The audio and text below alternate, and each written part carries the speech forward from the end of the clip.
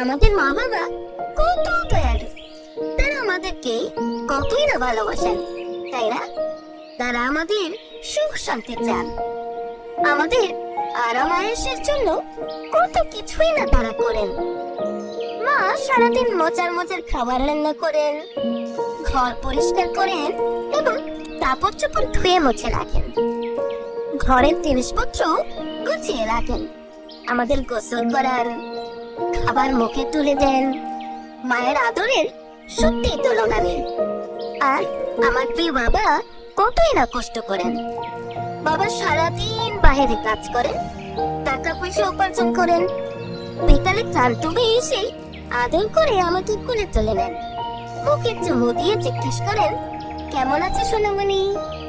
কষ্টের মাঝেও মুখে তার এক গুচ্ছ হাসি। কেন মা বাবা এত কষ্ট করেন?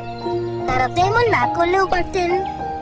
মা বাবা এত সব করেন আমাদের সুন্দর জীবনের জন্য, আমাদের সুখ স্বাচ্ছন্দ্যের জন্য, আমাদের উজ্জ্বল ভবিষ্যতের জন্য। তারা আশা করেন আমরা বড় হয়ে ভালো মানুষ হব, ভালো মুসলিম হব, মানুষের সেবা করব, আল্লাহর প্রিয় বান্দা হব। সত্যি বলতে আমরা আমাদের পিতামাতার কাছে অনেক ঋণী।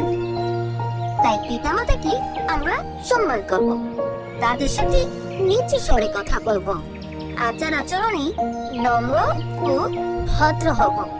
কোরআনে আল্লাহ পাক বলেছেন, তোমরা তোমাদের পিতামাতার সাথে সদয় ও উত্তম আচরণ করো। আমরা অনেক সময় না বুঝে তাদেরকে কষ্ট দিই, তাদের একটু শাসনে রাগ করে ফেলি। না, এসব করা আমাদের একেবারেই উচিত না। আমরা কোনো ভুল করে ফেললেই তাদের কাছ থেকে ক্ষমা চেয়ে নেব। কোরআনে আরো বলা হয়েছে, তোমরা তোমাদের পিতামাতার আচরণে কখনো বিরক্ত হয়ে উফ শব্দ পর্যন্ত বলবে না।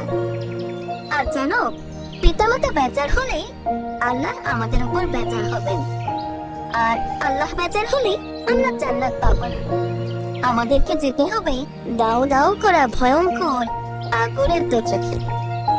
আমাদের প্রিয় নবী সাল্লাল্লাহু আলাইহি ওয়াসাল্লাম বলেছেন, তোমাদের পিতামাতা খুশি হলে আল্লাহ তোমাদের উপর খুশি থাকবেন, আর তোমাদের পিতামাতা তোমাদের উপর বেজার হলে আল্লাহ বেজার হবেন। প্রিয় নবী সাল্লাল্লাহু আলাইহি ওয়াসাল্লাম আরো বলেছেন, তোমার মায়ের পায়ের নিচে তোমার জান্নাত, আর তোমার বাবা হলেন জান্নাতের মধ্যম গেট। তাই পিতামাতাকে অসন্তুষ্ট করলে জান্নাতে যাওয়া যাবে না। যারা পিতামাতার সাথে খারাপ আচরণ করে আল্লাহ তাদেরকে দুনিয়াতেও শাস্তি দেন, তাদের জীবনে দুঃখ দুর্দশা নেমে আসে। আর যারা পিতামাতার সাথে উত্তম আচরণ করে আল্লাহ তাদেরকে দুনিয়াতে সম্মানিত করেন, তাদেরকে দুনিয়ায় সুখ ও সমৃদ্ধি দেন। যারা তাদের পিতামাতার সাথে সুন্দর ও ভালো ব্যবহার করবে, তাদের সন্তানরাও তাদের সাথে ভালো ও উত্তম আচরণ করবে। পৃথিবীতে যারা ভালো মানুষ ছিলেন, তারা তাদের পিতামাতার সাথে ভালো ব্যবহার করতেন। পিতামাতা তাদের জন্য খুশি হয়ে ভালোর জন্য দোয়া করতেন। তাই তারা হতে পেরেছিলেন সুন্দর মনের মানুষ ও ভালো মানুষ। পিতামাতার দোয়ার বরকতে তারা হতে পেরেছিলেন আল্লাহর প্রিয় বান্দা। আমাদের আম্মা আব্বা আমাদের জন্য কত দোয়া করেন, আমরাও মন ভরে তাদের জন্য দোয়া করব। আমরা যেন সদাই তাদের জন্য এই বলে দোয়া করি, রব্বির হামহুমা কামা রব্বায়ানি সগীরা। হে আমার রব, আমার পিতামাতা উভয়কে দয়া করো, তাদের প্রতি তোমার রহমত ছেড়ে দাও, যেমন তারা শিশুকালে আমাকে আদর সোহাগ দিয়ে লালন পালন করেছিলেন। ছোট্ট সোনামণিরা, সকলে এই দোয়া করবে তো? নিশ্চয় করবে ইনশাআল্লাহ।